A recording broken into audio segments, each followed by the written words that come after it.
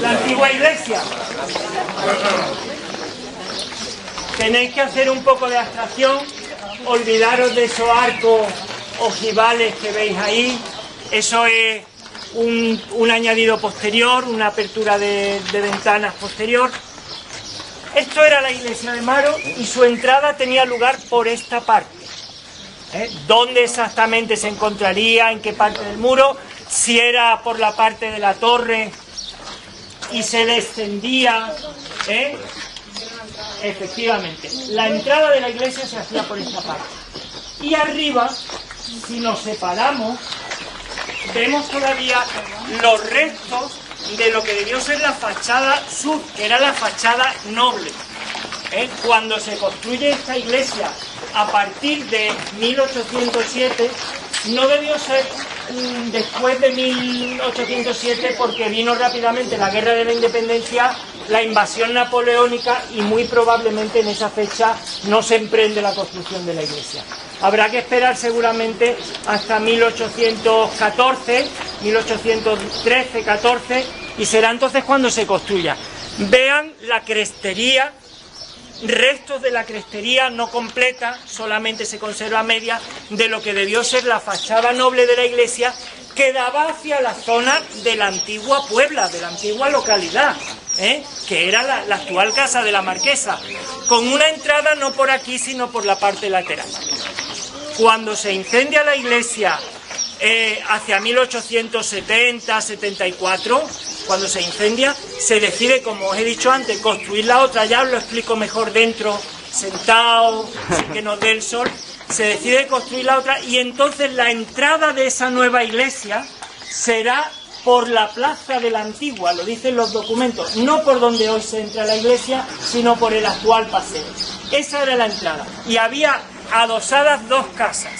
La casa del cura, que se encontraba al norte, pegado a donde hoy es la entrada actual, y la casa del sacristán, que se encontraba a esta parte, que además daba la subida a la galería o al coro de la iglesia. La iglesia tenía una galería o coro alto, y dice la documentación que se subía entrando por la casa del sacristán, que era la que daba al sur, a la parte del mar, entrando por la casa del sacristán se subía al coro, con lo cual debemos deducir que el altar de la iglesia se encontraba donde hoy es la entrada y los pies de la iglesia se encontraban donde hoy está el altar. Eso explica que la casa del sacristán estuviera ahí y la casa del cura pegado a la salida, digamos, ya para la misa. Vamos a bajar la escalerita y entramos en la iglesia.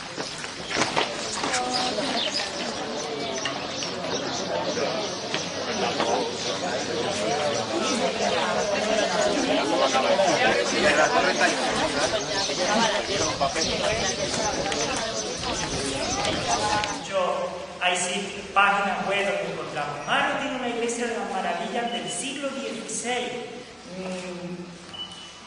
La iglesia de Maro no es del siglo XVI. Había una iglesia en Maro del siglo XVI de la que no quedan ya restos al lado del antiguo ingenio.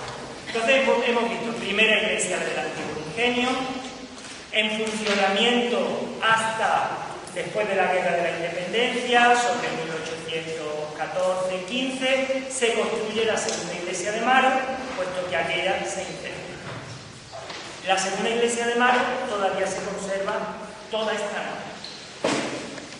La nave que tenemos aquí, la que se denomina nave de la epístola, en una iglesia, esta parte de la iglesia se denomina nave de la epístola y aquella, la parte o nave del evangelio, pues se corresponde con la antigua.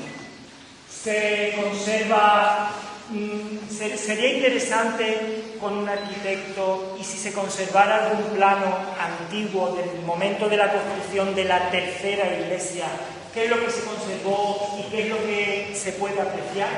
Pero sí sabemos que toda esta nave formaba parte, entre otras cosas porque se ve claramente, y en segundo lugar porque la documentación así lo dice.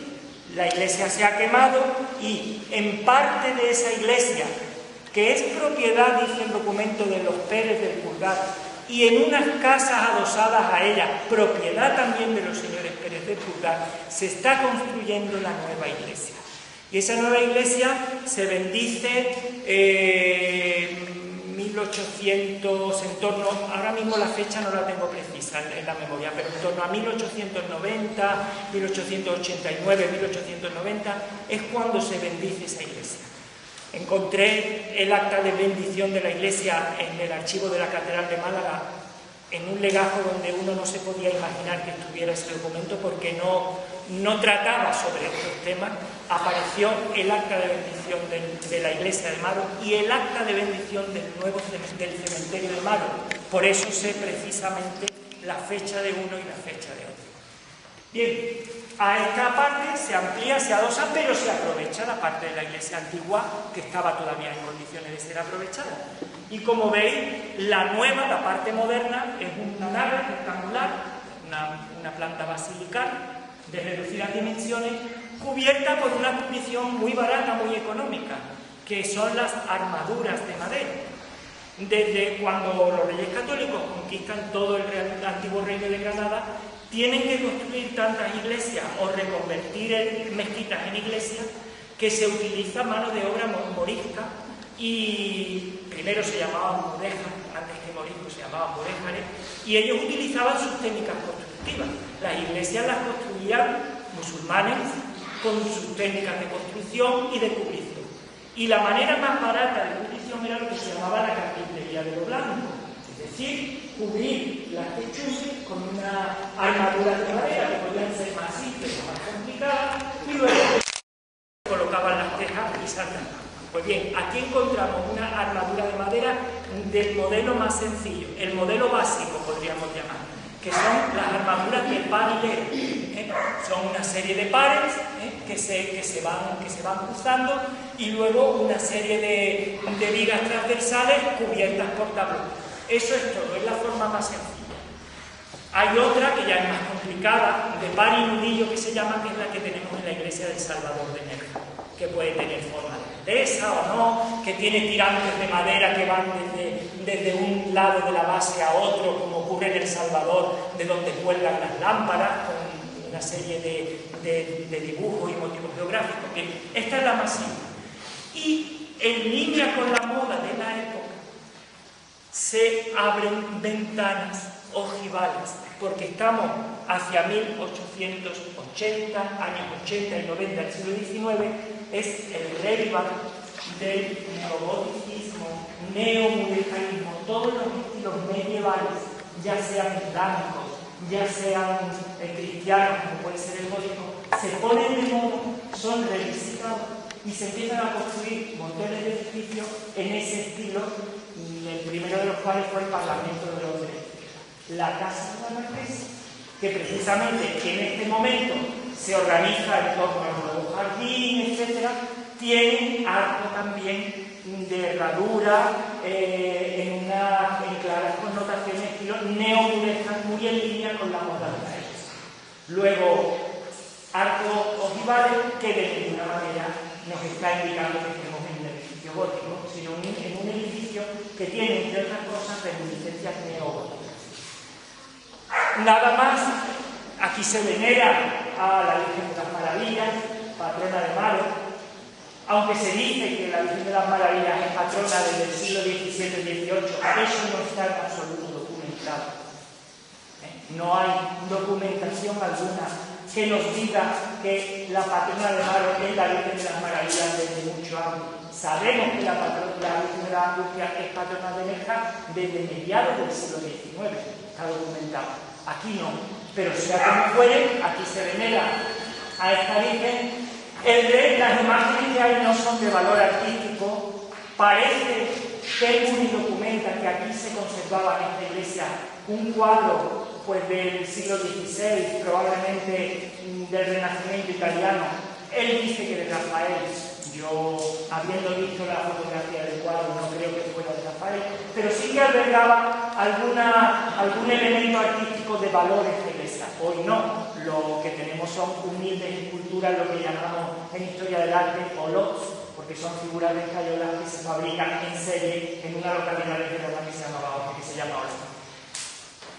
La imagen de San Antón, uno de los santos venerados en enero, se celebran aquí las candelas, los fuegos de San Antonio, etc.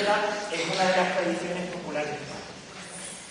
Hay, o debe haber, yo me he quedado un poco sorprendido porque cuando yo descubrí esa campana, vamos, cuando se puso aquí, la tengo fotografiada y documentada, justo debajo de San Antonio, donde hoy está la Silistra, había una campana preciosa de bronce, perfectamente conservada, con su inscripción Jesús, María y José, año 1767.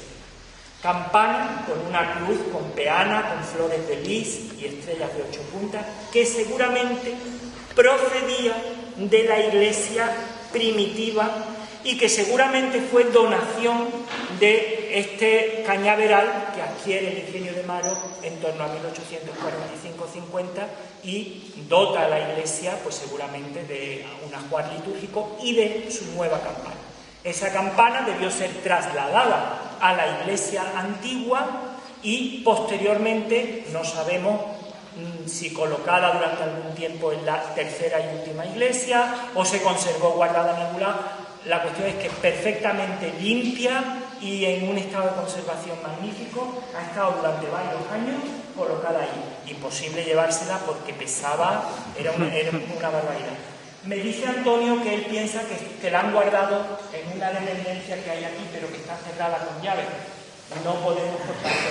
Pero si alguna vez venís aquí a Maro y habláis con el sacerdote o con quien cuide, se encargue de abrir y os puede abrir y ver la campana, merece la pena.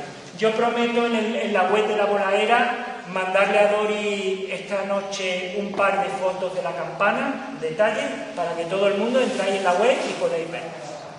Bueno, pues vamos a dar este pequeño paseo y bajamos al aparcamiento para